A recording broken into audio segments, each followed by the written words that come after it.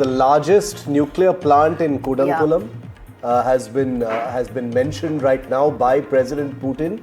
That's going to be one of the biggest, if not the biggest takeaway, because the rest are announcements that are in motion, the trade, manufacturing and partnership announcements. But 2 out of 6 reactors under construction, Putin mentioning it by name. Vishnu, this is something that you've looked at very closely as well. Nuclear energy cooperation was something that we'd reported first would be on the table, and it's just been mentioned by the President. No, that's really important because it's not just Kudankulam. We are looking at new modular nuclear reactors. We are using Russian technology. Russian nuclear reactors have done fabulously well in India. Kudankulam is just one example of how there is immense potential in energy cooperation between India and Russia. But the future of nuclear reactors lies in smaller modular designs. They fulfill certain requirements. India, of course, has our own state-of-the-art nuclear plants to our own design, fast breeder reactors and the like. But this is something that needs to go towards meeting our incredible energy requirements, particularly as we progressively move away from coal. But there's a long lead time for the construction of any nuclear reactor. Yeah. So therefore, that's something that's important. No, it's hugely important. The agreements are still being signed right now. A detailed joint statement will emerge in a few minutes from now, where Gauri and Vishnu will be able to see in an even more detailed manner what the two leaders have agreed upon today. The key highlights have been mentioned by the two leaders, obviously for want of time, but as oftentimes happens when you look at the detailed joint statement by the two leaders, there are many nuggets, many things that aren't mentioned. I'm sure there's going to be a mention of defense and cooperation there, perhaps even a mention of some ongoing negotiations as far as deals are concerned. Those will reflect definitely as far as the strategic relationship is concerned, but a multipolar world, nuclear energy cooperation, the boosting of trade between the two sides. And Gauri, what you were mentioning just now, the big India-Russia business conference that both these leaders will be addressing at the Bharat Mandapam right after this event is of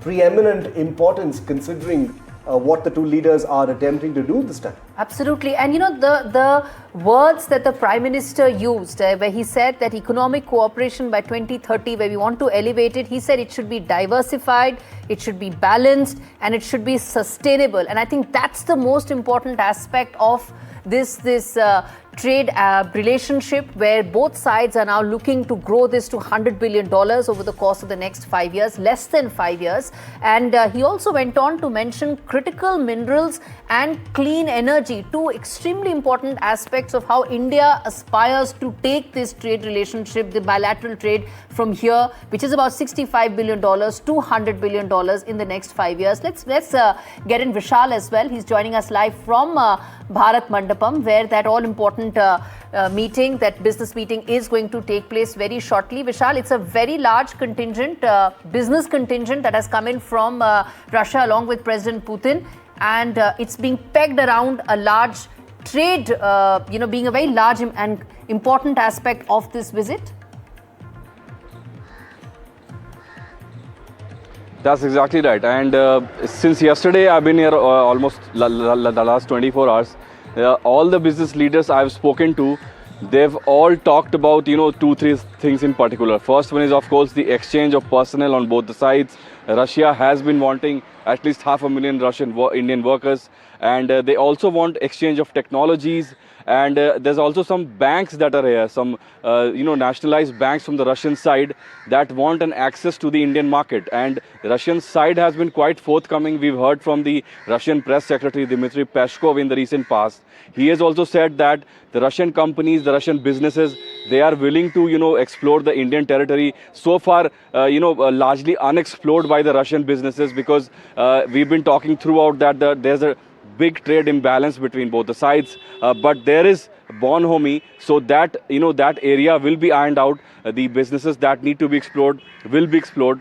There are several areas that have been addressed in these conferences since yesterday. Some of the biggest ministers from the Russian side were here. The Deputy Trade Minister was there. The Agriculture Minister was there. They've all talked about their respective areas, and they've said that India and Russia are ready to cooperate on all the fronts. Let me bring in, Vishal, hold on to that thought. Let me bring in Vasudha as well, our political editor. Vasudha, what were your big takeaways from what the two leaders have announced so far?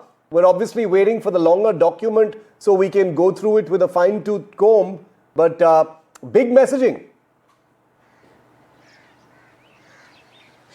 Shiv, for me, the biggest takeaway was the fact that I think India is now ready to take its relationship with Russia at a different level. It wants to consolidate the gains that come out of this relationship, because it's not just going to be about Raj Kapoor and yoga. And I remember going to Russia last year and wanting to talk to these Raj Kapoor fans, but everybody said that yoga is more popular. So this time, it's very clear that India wants to consolidate the gains of these relationship. At the same time, there have been very concrete, tangible outcomes of this. The 5-year project, India-Russia strategic economic cooperation, identifying those areas where India can benefit out of Russia and Russia can also benefit out of India.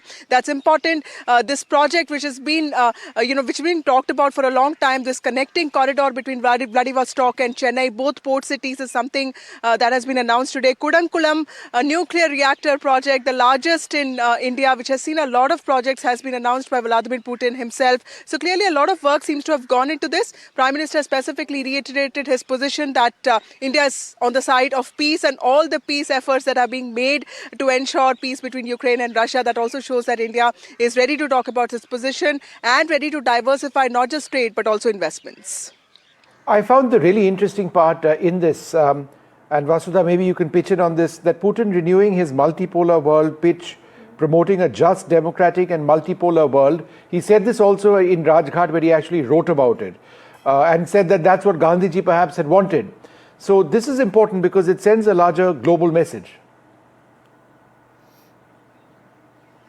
Absolutely, Vishnu, and he did talk about the importance of platforms like BRICS and SEO, and he said that both India and Russia have self-sufficient foreign policy, and that really plays a lot of important role in creating a just multipolar world.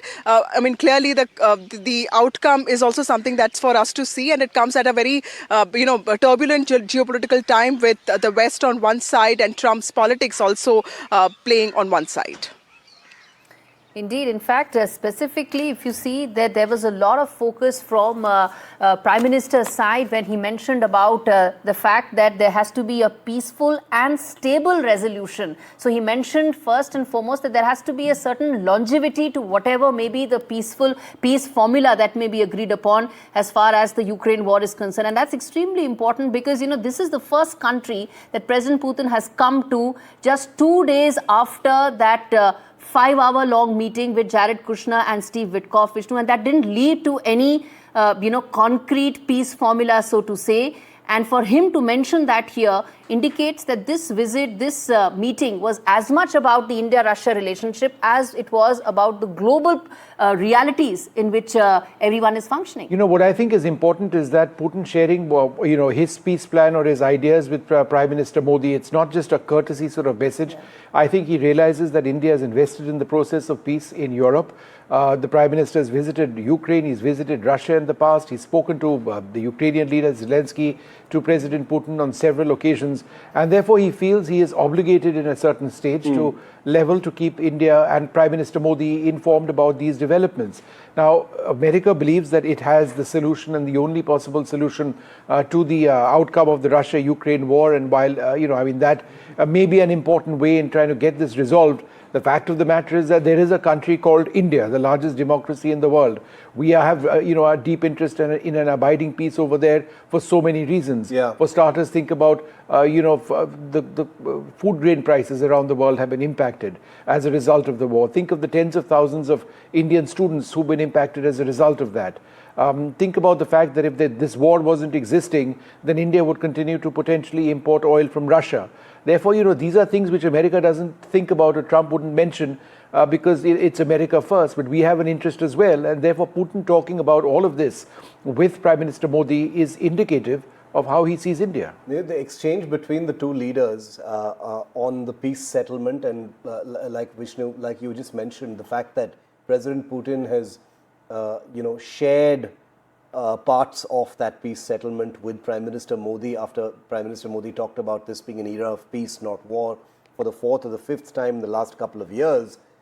is in many ways, and I'm sure the both of you agree, perhaps the most important takeaway from this summit. The agreements are happening. The agreements were in many ways predictable. They were on the table. They were going to happen. Energy, trade, defense, all of that.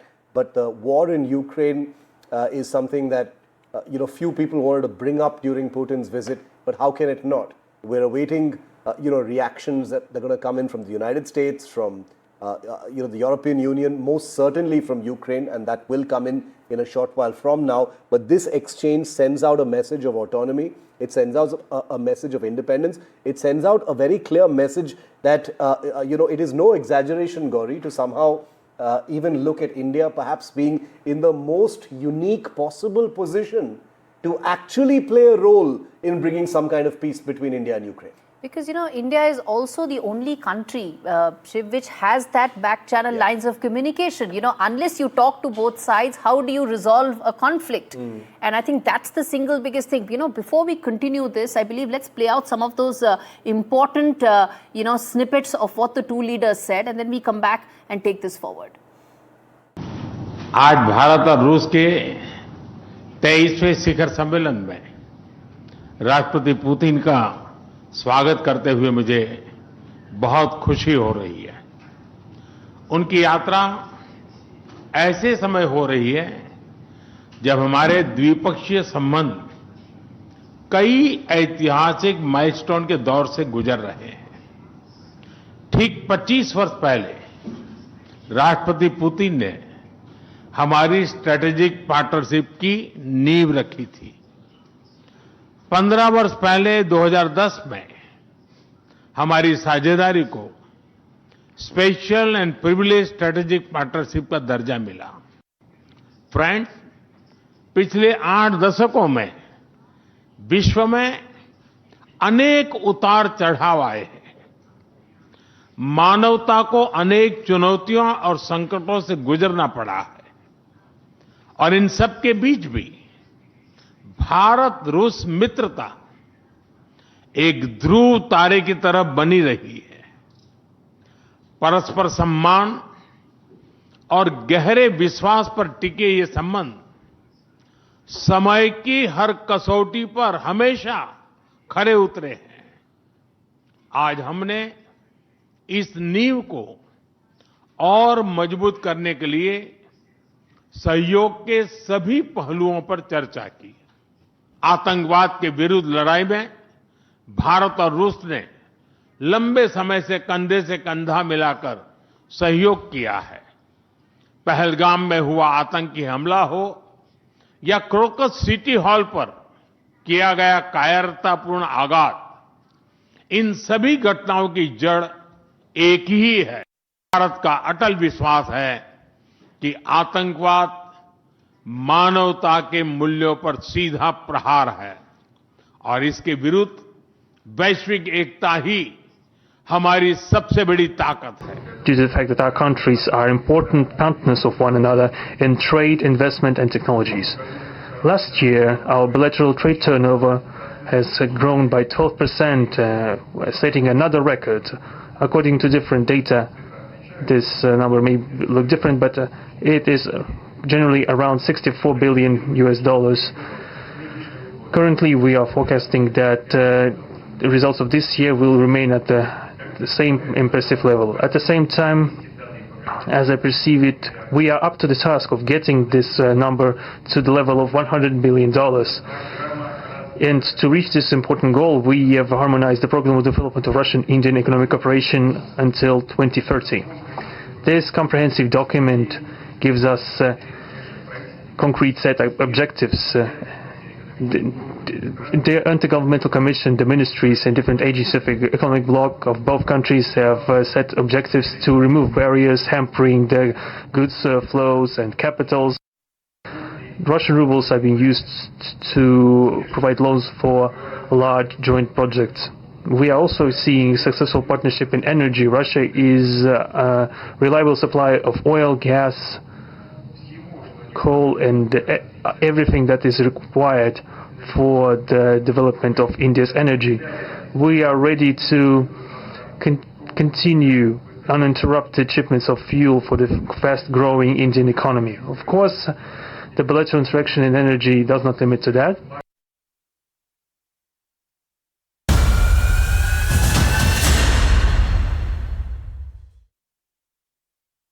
Well, if you thought that the visit of the Russian president to India was the biggest news story, think again. This is the crisis in IndiGo. It's absolutely, completely unprecedented.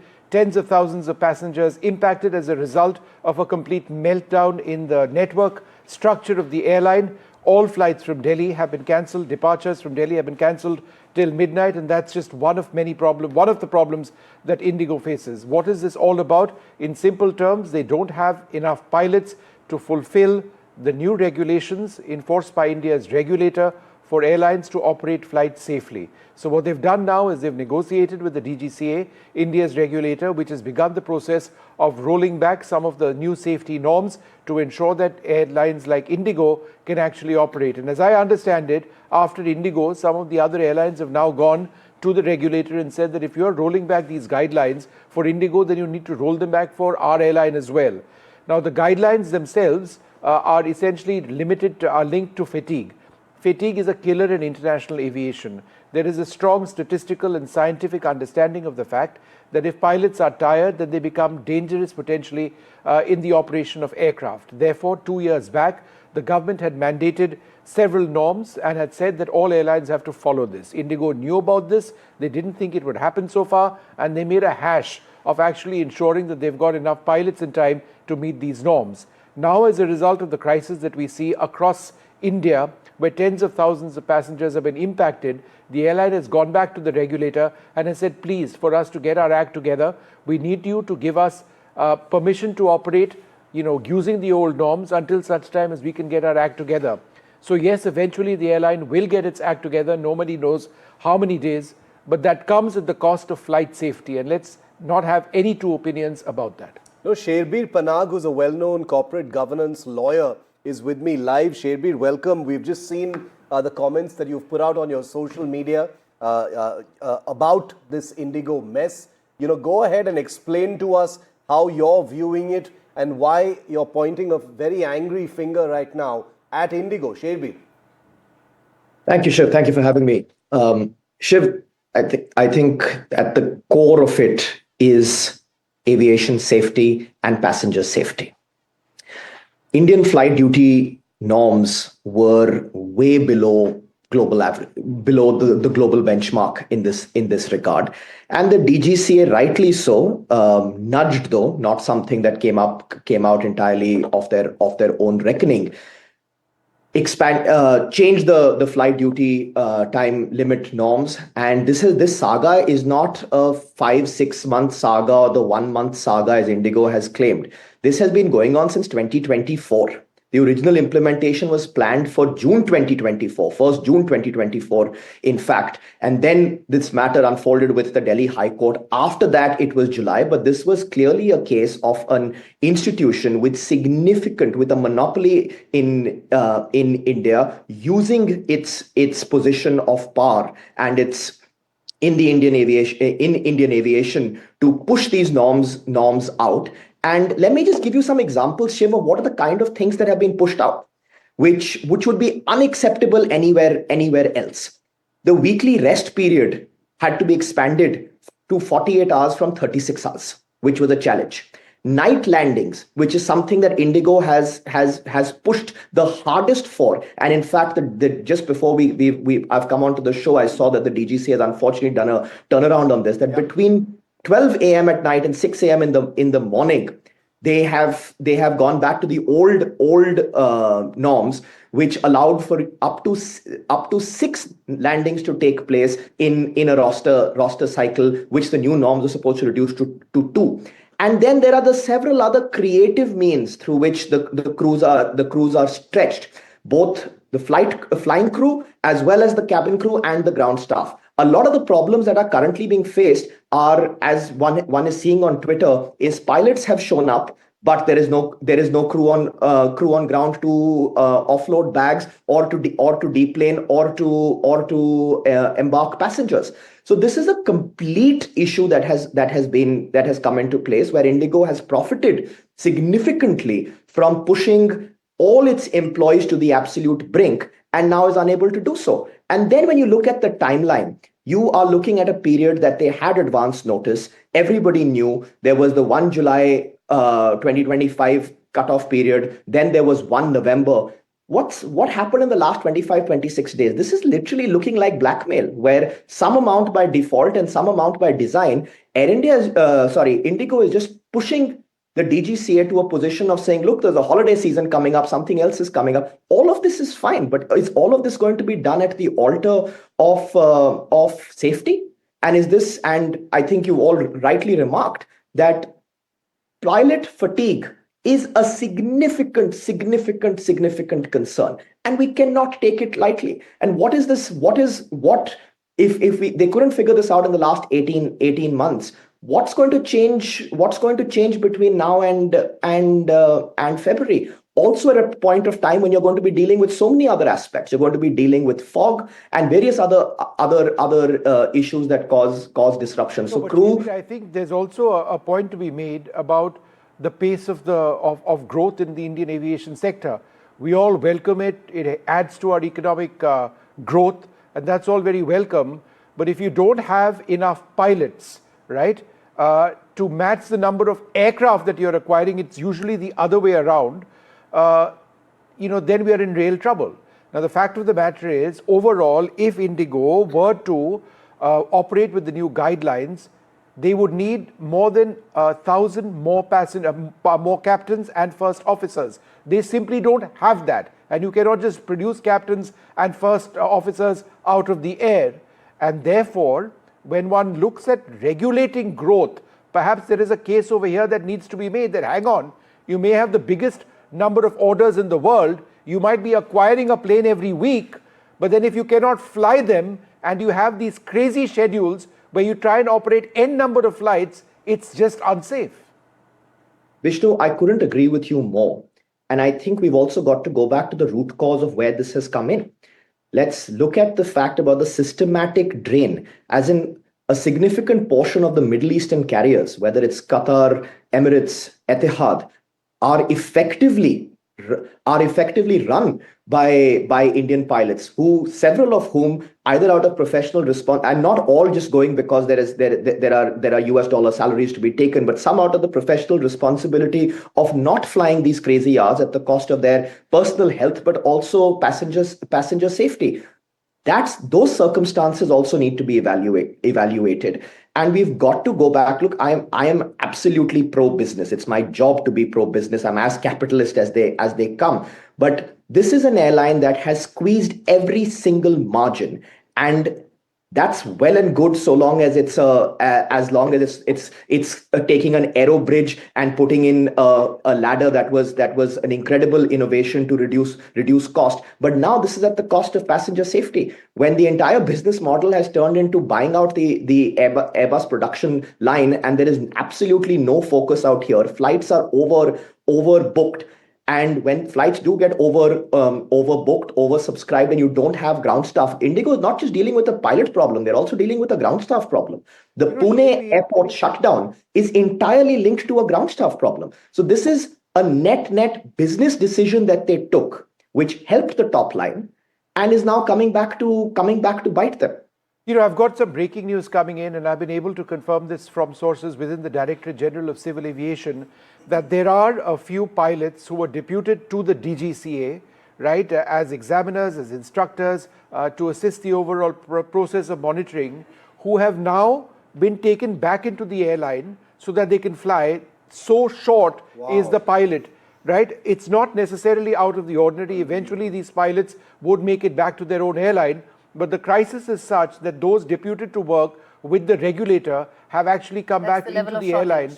That's number one. Number two, and Sherbir, come in on this point, there is a plea from the DGCA, the regulator, to associations of pilots saying, please help us. Please ensure that operations are smooth. essentially don't mess up the process more than it is. Now, our pilot bodies, for right or for wrong, are extremely vocal, right? Very often for the right reasons. Flight safety, this, that and the other. But in a situation like this, the DGCA specifies heading into fog season, which is low visibility season for the benefit of our viewers, heading into the end of the year, marriage season, pilots also, the regulator says, please help us help you. What does it say if a regulator has to reach out to pilots and says, yaar, kaam karo, help everybody out? Vishnu, look, let's break this down into two parts. If there are pilots who are choosing to make this a moment of civil disobedience and are planning to not come back to their jobs because they're seeing that they're seeing the chaos that's ensuing, I think that's a very different class. But if somebody as a professional, we've always gone through this, Vishnu, you've covered the armed forces for so long. The captain of the aircraft is in charge of the safety of the aircraft. If somebody who's going to be fatigued, who's not slept, who IndiGo through their creative means is going to get back and say, okay, you've done a night landing, but now you can fly back passenger and that should be okay. Or you have a scheduled day of leave, but we're not going to count it and we're going to try and create chaos. I think we've got to balance both things out. So if this is not the moment for civil disobedience, and this is not the moment for disingenuous cases not coming to take on a professional task and responsibility, whether that's a pilot or a journalist or a lawyer or an accountant or any other working professional. This isn't the moment for that. But where it becomes a question of passenger safety, where should a line must be drawn, and the line must be drawn for safety, and the line cannot be drawn for commercial convenience at this point of time. Lakhs of passengers who would be watching this broadcast would just be wondering one thing. It happened in the first week of December. By the looks of it, it will happen once again in the second week of February. Because what is going to change between now and 6 weeks? That's the point. Yeah, that is really. I think Vishnu very rightly said, how are we going to manufacture new captains and first officers? As in that there has to be a graded plan to make that happen. And to the extent that the airline has to consider getting expats in or doing other aspects, these are costs they were very well aware of.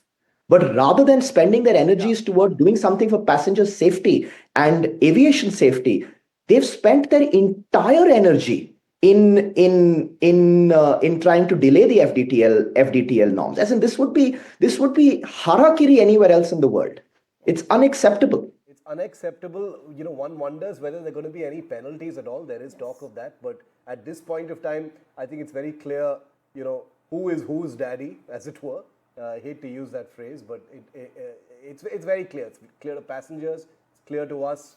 And Shelby, it's been really good to have you here. Your word on this was valuable. Passengers are watching NDTV. We do know that because we're getting a lot of messages and feedback from airports, literally from airport lounges and check-in counters, that people are tracking NDTV right now. So good to have a voice like Shelby Panag here on NDTV. We're taking a very quick break. Gauri, Vishnu and I will be back right after this. This continues to be our big story. We will also continue to update you on what's happening with the President Putin visit right after this.